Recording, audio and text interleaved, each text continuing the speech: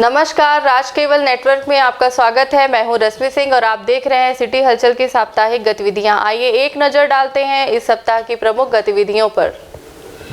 मध्य प्रदेश के सीमांत प्रदेश छत्तीसगढ़ में भारी बर्फबारी। शहडोल व अनूपपुर जिले में मिले कोरोना पॉजिटिव मरीज।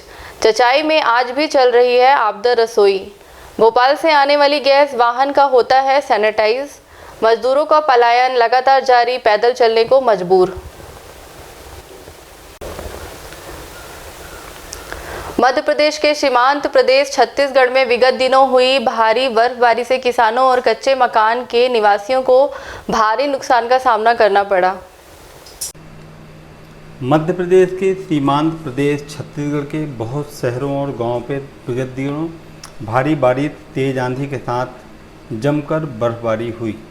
आप देख सकते हैं वीडियो पर कि जो बर्फबारी हुई वह पूरी तरह से ऐसी बर्फबारी देखने को इसके पहले कभी नहीं मिली। ऐसा अंदाज़ा गांव वालों ने भी नहीं लगाया होगा कि इतने बड़े बड़े ओले हमारे क्षेत्र में गिरेंगे। इस भारी बर्फबारी से जहां एक और किसानों की खेती पूरी तरह से बर्बाद हो गई, वहीं सीट और खपड़ेल वाले घरों को भी बहुत ज़्यादा नुकसान हुआ। आप देख सकते हैं कि घरों के अंदर पूरी तरह से सीट और खपड़ेल के टुकड़े घर के अंदर में समाहित हो गए।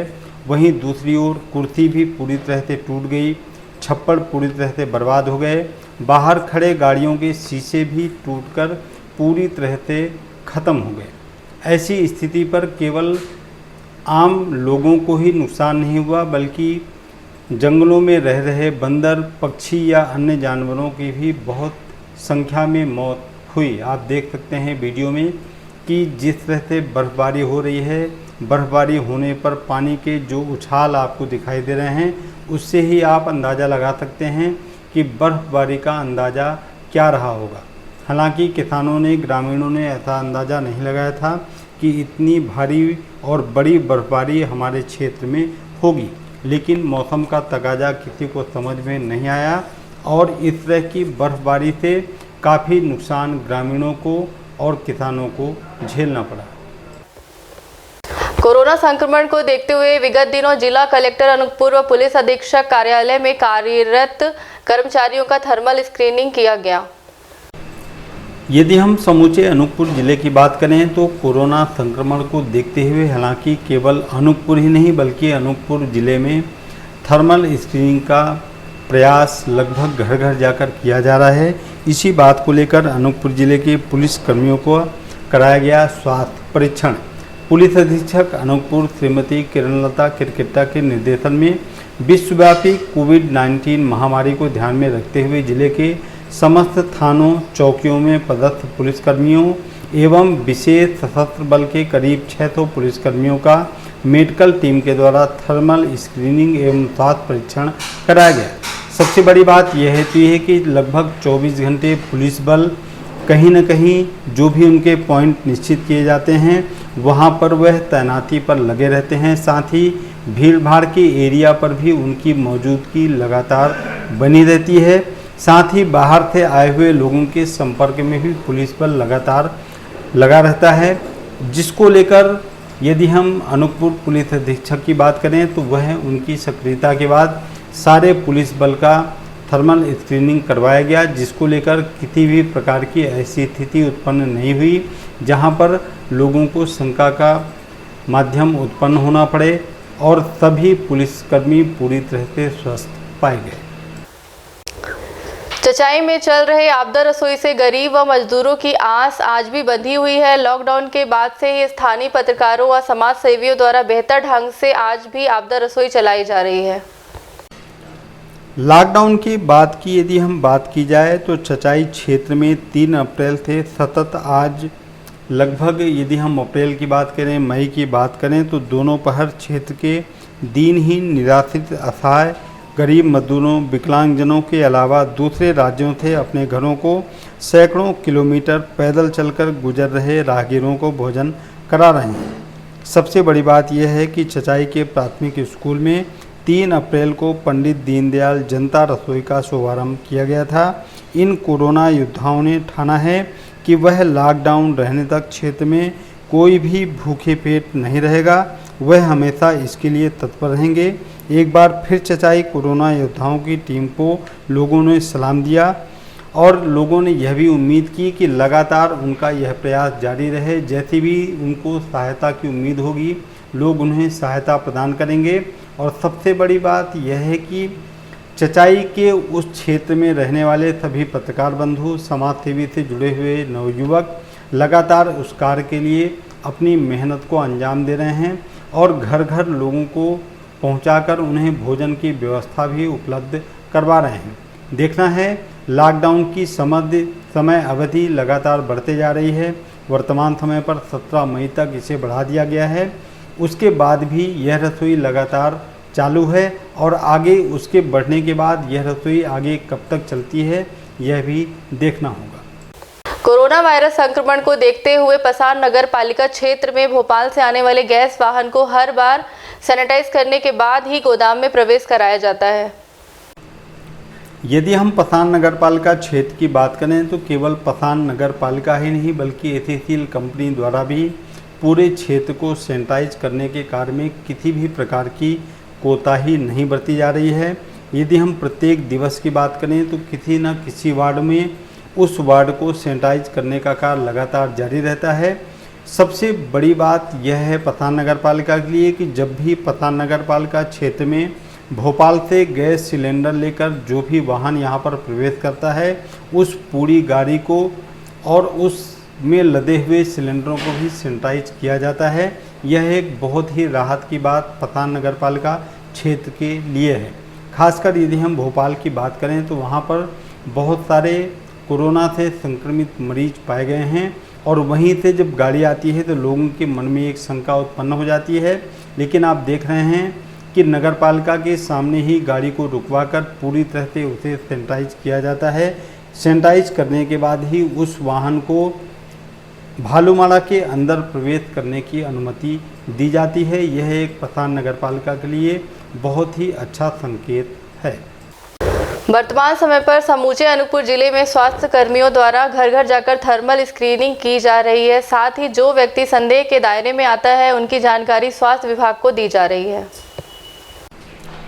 यदि हम अनूपपुर जिले की बात करें तो केवल अनूपपुर जिला मुख्यालय ही नहीं बल्कि कोतमा, पुष्पराजगढ़, अनूपपुर तीनों विधानसभा क्षेत्र पर घर घर जाकर स्वास्थ्य अमला लोगों का थर्मल स्क्रीनिंग कर रहे हैं, उनकी जांच कर रहे हैं, उनके टेम्परेचर को नापकर एक संतुष्टि की बात भी घर वालों को बता रहे हैं। और केवल यही ही नहीं, जिनके टेम्परेचर 100 से अधिक निकल रहे हैं उनकी जानकारी स्वास्थ्य विभाग को भी दी जा रही है और उन्हें लेकर उनकी जांच भी करवाई जा रही है। आप देख सकते हैं कि स्वास्थ्य अमला घर घर जाकर परिवार के हर व्यक्ति की चेकिंग कर रहे हैं, उनके टेम्परेचर को नाप रहे हैं। हालांकि यह मशीन बहुत पहले इन लोगों के पास उपलब्ध नहीं थी, लेकिन जैसे ही यह मशीनरी इन लोगों के पास उपलब्ध हुई, घर घर जाकर यह जांच काफ़ी दिनों से लगातार जारी है। और यह एक अच्छा संकेत है पूरे अनूपपुर ज़िले के लिए कि कोई भी यदि ऐसे संक्रमित पाया जाता है जिसका टेम्परेचर 100 से अधिक बताया जाता है, उसकी जांच करने के लिए स्वास्थ्य अमला पूरी तरह से तैयार है। इस बात को लेकर भी ज़िले में काफ़ी एहतियात बरती जा रही है। परासी रोड में छलका टोला के पास राजस्थान के लगभग 13 परिवार विगत 18 वर्षों से निवासरत हैं, लेकिन वर्तमान समय के लॉकडाउन की स्थिति में उन सभी को परेशानियों का सामना करना पड़ रहा है। राजस्थान से लगभग विगत 18 वर्ष पहले जमुना से परासी रोड पर लगभग 13 परिवार वहां पर अपना जीवन यापन करने के लिए रुके हुए हैं। उनका मुख्य कार्य प्लास्टिक के फूल बनाना, उन्हें केवल जमुना कोतमा क्षेत्र ही नहीं बल्कि कटनी, रायपुर, बिलासपुर और अन्य शहरों पर जाकर बिक्री करना, उसी से अपना जीवन यापन चलाने का कार्य जारी है। यदि हम उन 13 परिवारों की बात करें तो लगभग 13 परिवार में 80 या 82 लोग वहां पर मौजूद हैं। लॉकडाउन चूँकि 22 मार्च से जारी हुआ, उसके बाद उनका पूरा काम और धंधा पूरी तरह से रुक गया। यदि हम जानकारी की बात करें तो जो हमें प्रारंभिक रूप में जानकारी मिली, उनके बताने के अनुसार कि उनके पास खाने की बहुत कमी है, उनके पास राशन की व्यवस्था नहीं है। जब कुछ लोगों से हमने इसकी जानकारी को प्राप्त करना चाहा तो उन्होंने कहा कि इस विपदा की घड़ी में उन्हें नगरपालिका, पंचायत और अन्य समाज सेवियों के द्वारा उन्हें राशन की व्यवस्था उपलब्ध करवाई गई। साथ ही भालूमाणा में चल रहे रसोई के द्वारा लगभग 15 दिनों तक 70-75 पैकेट खाने के उनके पास भिजवाया गया।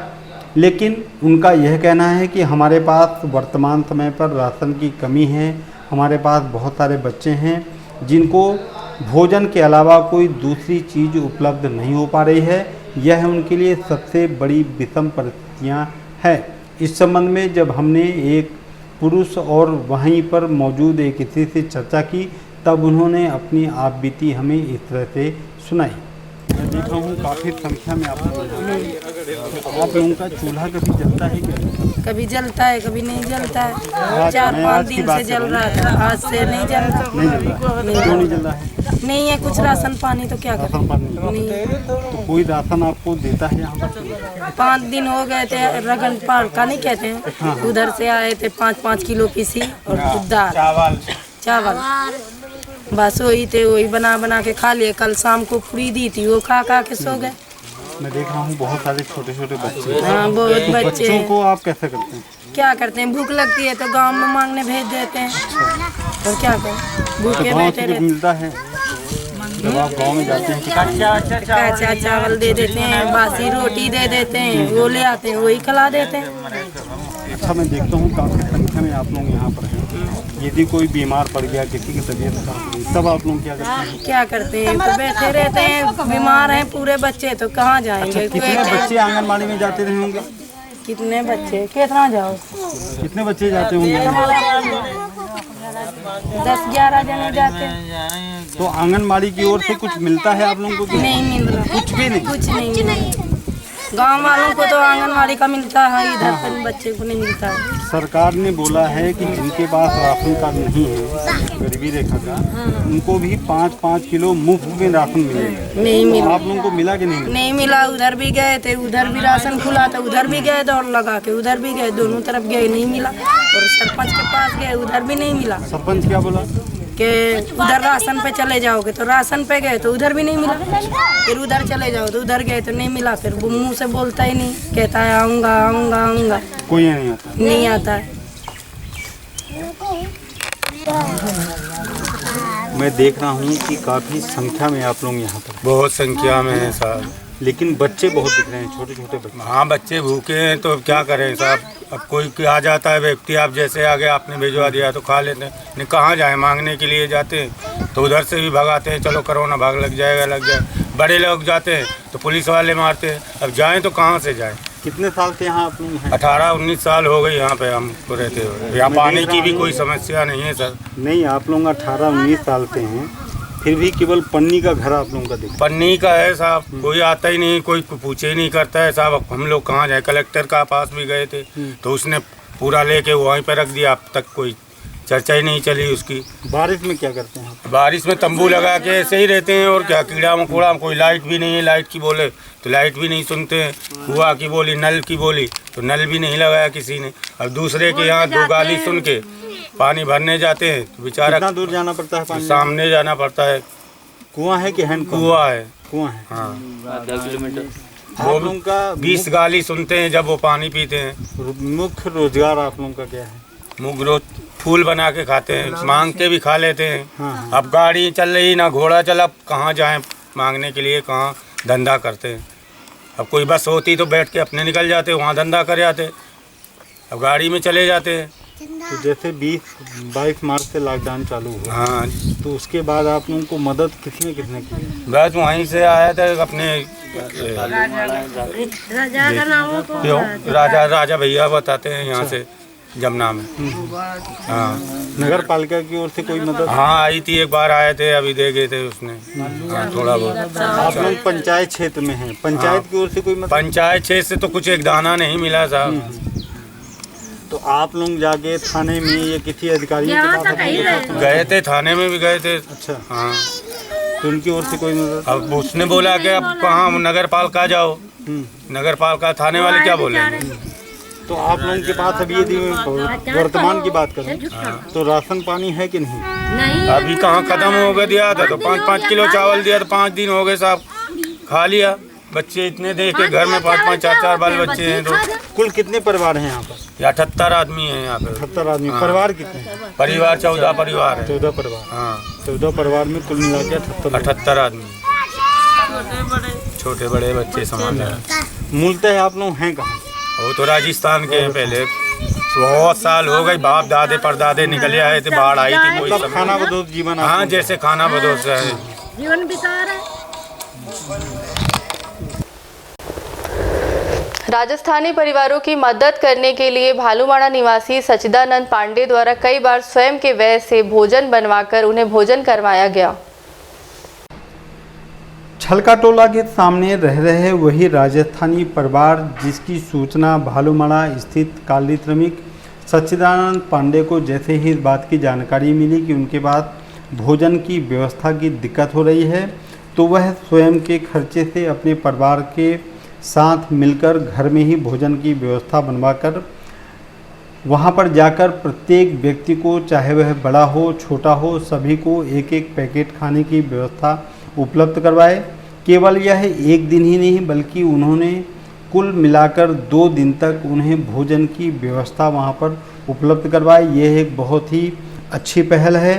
हालांकि बहुत सारे लोग उनकी मदद के लिए तैयार हैं, लेकिन लोगों का यह कहना है कि वह राजस्थानी परिवार है, वह चावल को पसंद नहीं करते, उन्हें केवल रोटी ही ज़्यादा पसंद है। इसलिए उन्हें चावल के वितरण को लेकर किसी भी प्रकार का उम्मीद वो नहीं करते हैं।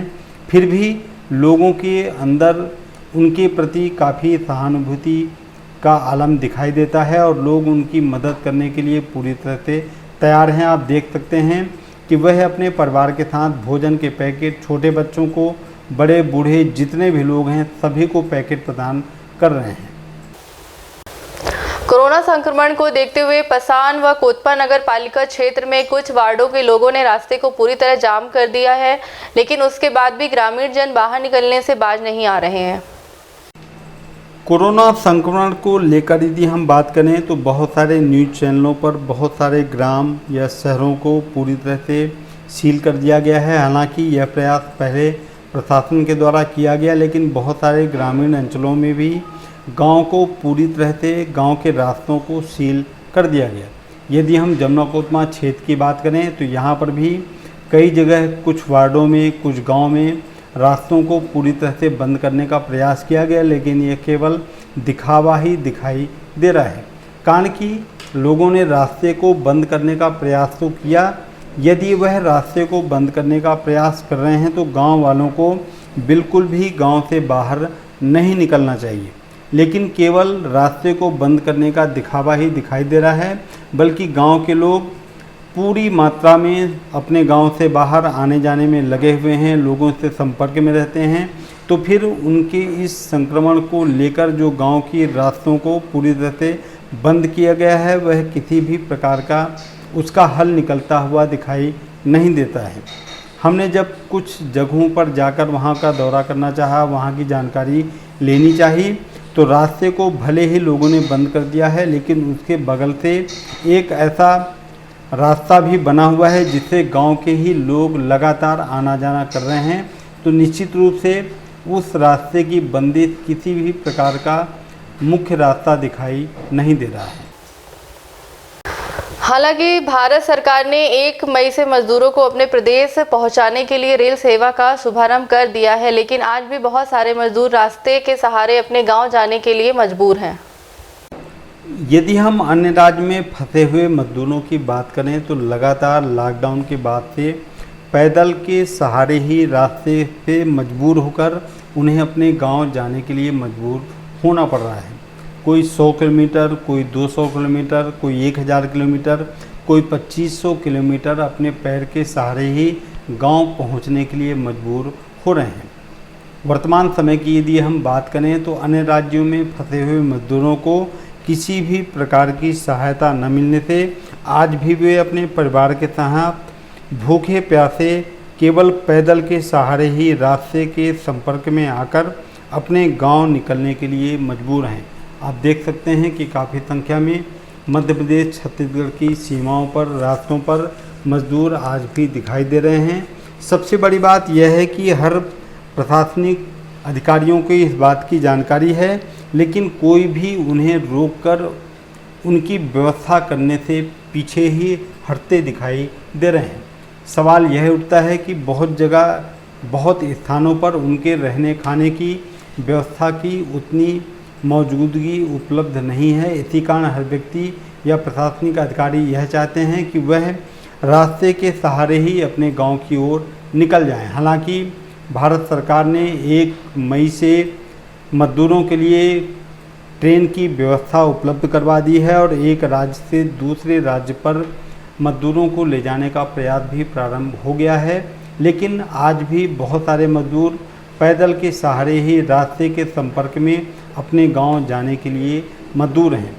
हमने जब कुछ मजदूरों से इस संबंध में चर्चा की तब उन्होंने अपनी आप बीती इस तरह बताई। आप लोग हम प्रभु विश्रामपुर से आ रहे हैं। कितने लोग हैं आप लोग साथ में? हम 9 लोग हैं प्रभु जी बताएं। और विश्रामपुर में हम रुके थे, अच्छा खा रहे थे, पी रहे थे जी। और हमको सरपंच जी आए, मनोज जी, और हमको बोले कि आपकी जाने की व्यवस्था हो चुकी है जी। और जयसवाल जी आए और वेद प्रकाश गुप्ता जी, सीओ जी, और वो आकर बोले कि आपकी जाने की व्यवस्था हो चुकी है और बॉर्डर पर, आपके छत्तीसगढ़ बॉर्डर पे बसें खड़ी हैं भूपेश बघेल के द्वारा, देश के द्वारा बस खड़ी है। वहाँ से बस के द्वारा आपको MP भेजा जाएगा, अपने घर तक भेजा जाएगा। और हम जहाँ पर बॉर्डर पर आए और बॉर्डर वाले हमको बोल रहे हैं कि जहाँ से आए हो दोबारा वापस जाओ, यहाँ कोई बसें नहीं है और कोई सुविधा नहीं है, और जहाँ से आए हो। तो इसमें आपके साथ, आप यानी कि विश्रामपुर में थे, आपके साथ ये जो छल किया गया, ये कौन से सरकार के द्वारा किया गया? ये छत्तीसगढ़ सरकार के द्वारा ही किया गया प्रभु। और छत्तीसगढ़ हमारे साथ में बहुत बड़ा अत्याचार हुआ है, एक गौ हत्या के बराबर हुआ है हमको। हम अच्छा 1 महीने से 1.5 महीने से वहाँ रह रहे थे, खा रहे थे, पी रहे थे। हमने किसी को ये नहीं बोला कि हमको भेजो, जब सुविधा निकलेगी हमको भेजना। और ये इनका खुद ही फ़ोन आया कि आपकी व्यवस्था हो चुकी हुई है और आप यहाँ से जाओ। आपको 2 गाड़ी की, हमको 9 लोगों को भेजा और बॉर्डर से आपको बस के द्वारा आपको ग्वालियर भेजा जाएगा।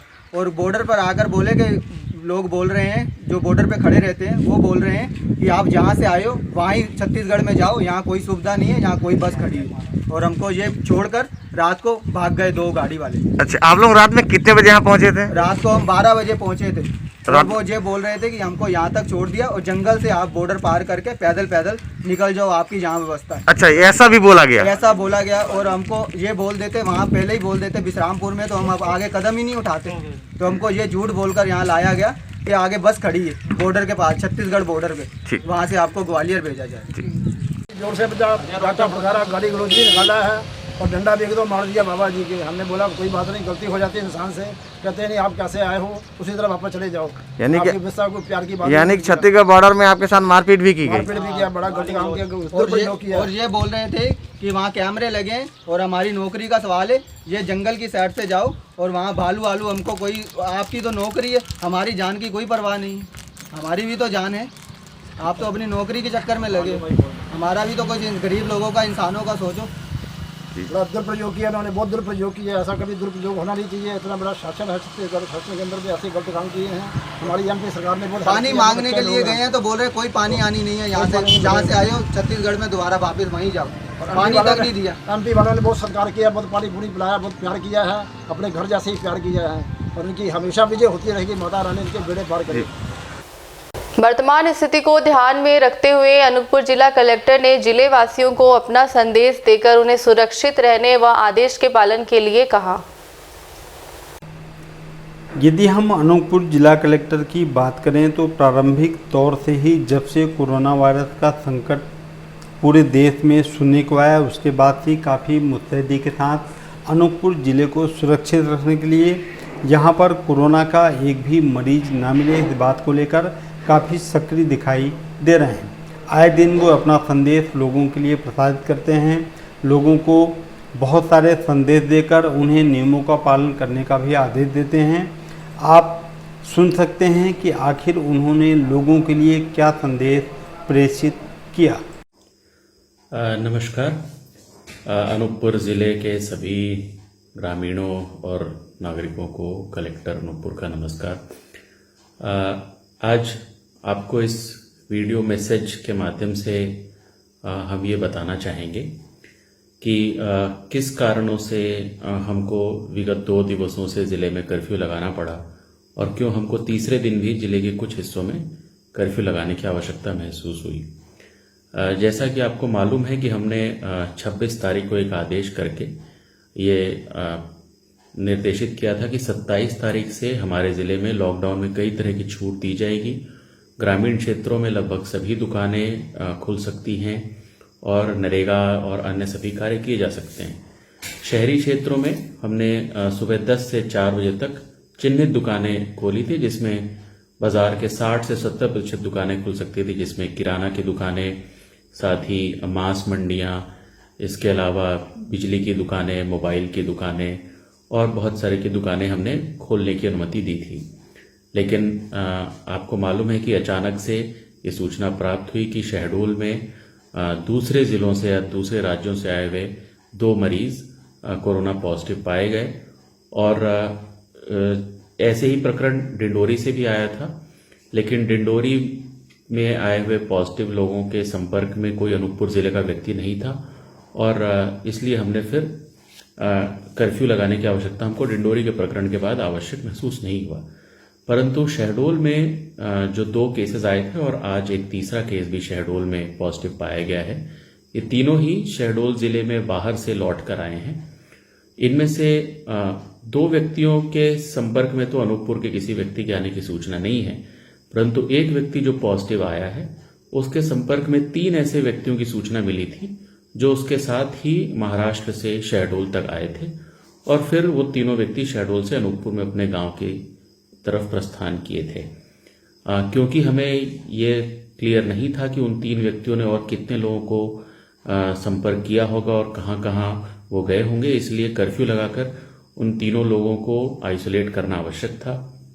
मुझे आपको बताते हुए खुशी है कि हमने उन तीनों लोगों को चिन्हित करके उनको आइसोलेट कर लिया है।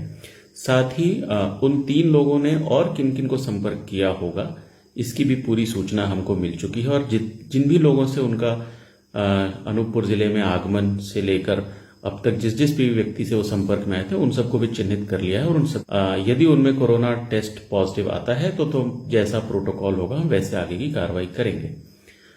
इस कार्रवाई को करने में हमें 2 दिन का समय लगा और इसको करने में हमें आसानी हो, इसलिए हमने 2 दिन तक ज़िले में कर्फ्यू लगाया ताकि हम अनावश्यक आवागमन को रोक सकें। क्योंकि अब हमने इन लोगों को आइसोलेट कर लिया है तो हमें नहीं लगता कि इससे अब और किसी व्यक्ति तक संक्रमण फैलने की कोई आशंका है, इसलिए हमने पूरे ग्रामीण क्षेत्रों में कर्फ्यू 30 तारीख से हटा दिया है और सभी तरह की छूट ग्रामीण क्षेत्रों में एक बार फिर से लागू की जा रही है। परंतु शहरी क्षेत्रों में अफसोस के साथ कहना पड़ रहा है कि जब हमने 10 से 4 तक सभी दुकानों को खोलने की अनुमति दी थी तो वो इस विचार से दी थी कि सभी व्यक्ति अपने आवश्यकता की वस्तुओं के लिए बाजार जा सकेंगे, चाहे किसी को मोबाइल ठीक कराना हो, किसी को कोई बिजली का पंखा लेना हो, ऐसी आवश्यकताओं के लिए लोग बाजार जा सकेंगे। परंतु देखने में आया कि लोग इस छूट का गलत फायदा उठा रहे हैं और अनावश्यक रूप से बाजार में भीड़ लगा रहे हैं, जो सही बात नहीं है। 30 तारीख को शहरों में कर्फ्यू जारी रखा गया है। मैं समझ सकता हूं कि इससे शहर के पूरे ज़िले के सभी शहर के रहने वाले लोगों को कुछ परेशानी हुई होगी, लेकिन ये मैं आपको आश्वस्त करता हूं कि ये कर्फ्यू का आखिरी दिन है और 1 मई से हम सभी शहरों में भी वापस से लॉकडाउन में छूट देंगे और बाजार 10 से 4 बजे तक, जैसा कि पूर्व में निर्देश दिए गए थे, 10 से 4 बजे तक बाजार खुलेंगे। लेकिन आप लोगों से ये आग्रह है कि आप इसके बावजूद भी घर से तभी निकलें जब आपको सही में वास्तविक रूप से किसी आवश्यक वस्तु की पूर्ति के लिए बाजार जाना आवश्यक हो। अनावश्यक घूमने के लिए या टहलने के लिए घर से निकलना न केवल आपके लिए बल्कि बाजार में जो आवश्यक वस्तुओं के लिए दूसरे व्यक्ति जा रहे हैं उन सब के स्वास्थ्य को खतरा पैदा कर सकता है और हम नहीं चाहते कि हम ऐसे लोगों पर अनावश्यक सख्ती करें। तो आप लोगों से अनुरोध है कि आप इसमें हमारा सहयोग करें। 30 तारीख के शहरी क्षेत्रों के कर्फ्यू में भी हमारा सहयोग करें। आपको जो इससे असुविधा हुई है उसके लिए जिला प्रशासन खेद व्यक्त करता है और आश्वस्त करता है कि 1 तारीख से हम जिले में वापस सामान्य स्थिति कर देंगे। 10 से 4 बजे तक जिन दुकानों के लिए हमने आदेश किया था वो सभी दुकानें खुली रहेंगी, सभी तरह की आवश्यक वस्तुओं की पूर्ति हो सकेगी। लेकिन जितनी भी दुकानें खुलेंगी उनको ये सुनिश्चित करना होगा कि उनके दुकानों पे किसी प्रकार की भीड़ भाड़ न लगे, 2 लोगों के बीच में 1-1 मीटर की दूरी हो, और यदि हमको किसी दुकान पर भीड़ भाड़ दिखती है या किसी भी स्थान पर भीड़ भाड़ दिखती है तो हमको दोबारा सख्ती करनी पड़े। पुलिस वालों को ये आदेश दिया है कि यदि किसी दुकान पर हमको 5 से अधिक लोग मिलते हैं या जो लोग खड़े हैं उनके बीच में 1-1 मीटर की दूरी नहीं मिलती है तो इसके लिए इसकी जिम्मेदारी हम संबंधित दुकानदार पर तय करेंगे, और ऐसे केसेस में हो सकता है कि हम उन दुकानों को 3 दिन तक बंद भी करें। मैं चाहता हूं कि ऐसी कार्रवाई की आवश्यकता न पड़े, इस तरह का सहयोग आप लोग हमारे साथ करें। ये अचानक से जो 2 दिन का कर्फ्यू लगाना पड़ा, इसकी वजह से जो असुविधा हुई है उसको हम जल्दी ही दूर कर देंगे। जो ये 3रा दिन का कर्फ्यू है जो केवल शहरी क्षेत्रों में लगाया गया है, वो केवल इसलिए लगाया गया है कि शहरी क्षेत्र के सभी दुकानदार इस चीज की तैयारी कर लें कि जब 1 तारीख से बाजार वापस से खोले जाएंगे तो उसमें किसी तरह की भीड़ भाड़ नहीं होगी। अब तक हमने अनूपपुर जिले को कोरोना संक्रमण से बचाए रखा है, लेकिन जैसा कि आप जानते हैं लगातार दूसरे जिलों से और अब दूसरे प्रदेशों से भी मजदूरों का लौटना शुरू हो गया है और ये सिलसिला अभी चलता रहेगा। ऐसे में अनावश्यक भीड़ पैदा करना सभी के लिए खतरे का कारण बन सकता है। जो भी लोग बाहर से आएंगे हम उनकी स्क्रीनिंग करते रहेंगे। हमने कहा है कि अनिवार्य रूप से उनकी स्क्रीनिंग होगी और यदि उनमें कोई लक्षण पाए जाते हैं तो हम उनको संस्थागत रूप से क्वारंटाइन करेंगे।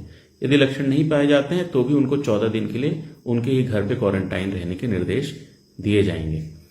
तो हमने लगभग अनूपपुर के हर व्यक्ति की जांच कर ली है और इस निष्कर्ष पर पहुंचे कि अनूपपुर में अब तक कोरोना का कोई संक्रमण नहीं है, लेकिन बाहर से आने वाले लोगों से लगातार कोरोना के आने का संक्रमण के आने का खतरा बना रहेगा। इसलिए हमको बहुत सजग और सचेत रहने की आवश्यकता है। ना ही हम बाहर से आने वाले लोगों को अब रोक सकते हैं क्योंकि वो हमारे जिले के ही निवासी हैं और लौट कर अपने घर आना चाहते हैं। तो इन लोगों को हम आने देंगे और इनको हम क्वारंटाइन में रखेंगे और यदि इनके लक्षण होते हैं तो इनको टेस्ट भी करेंगे।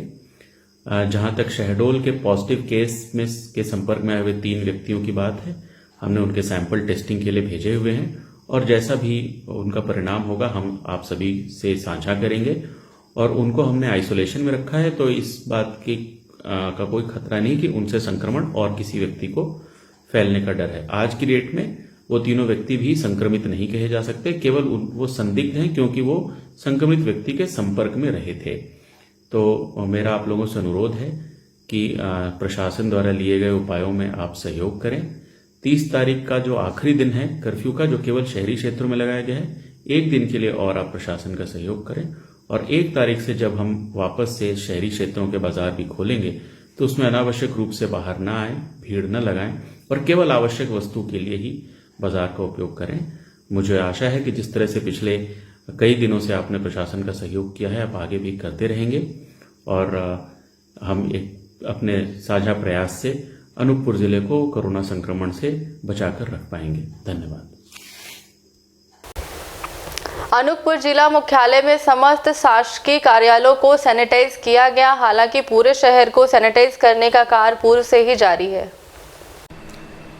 अनूपपुर जिला कलेक्टर चंद्रमोहन ठाकुर द्वारा समस्त शासकीय कार्यालयों को सीमित शासकीय सेवकों की उपस्थिति में खोले जाने के निर्देश दिए गए हैं।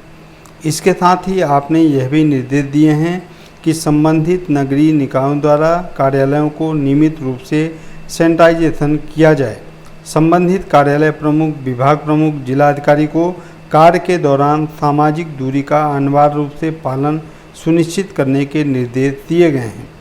उक्त के अनुक्रम में नगरपालिका अनूपपुर द्वारा नियमित रूप से सार्वजनिक स्थलों, आमजन की बसाहटों सहित शासकीय कार्यालयों के सैनिटाइजेशन का कार्य किया जा रहा है, जिसमें आज संयुक्त कलेक्ट्रेट, जिला पंचायत, तहसील कार्यालय, नगरपालिका अनूपपुर कार्यालय, कोतवाली अनूपपुर, जिला शिक्षा अधिकारी कार्यालय को आदि के साथ बहुत सारे कार्यालयों को भी सैनिटाइजेशन का कार्य किया गया। यह एक बहुत ही अच्छी पहल अनूपपुर ज़िले की यदि हम बात करें तो केवल अनूपपुर ज़िला ही नहीं, सैनिटाइजेशन का कार्य लगातार हर वार्डों में भी किया जा रहा है। सरकार ने ग्रीन जोन में शराब दुकान खोलने के आदेश जारी कर दिए हैं। शराब दुकान खुलते ही लोगों के रुझान आने भी शुरू हो गए हैं। सरकार ने ग्रीन जोन पर बहुत सारी छूट देने की भी बात की है।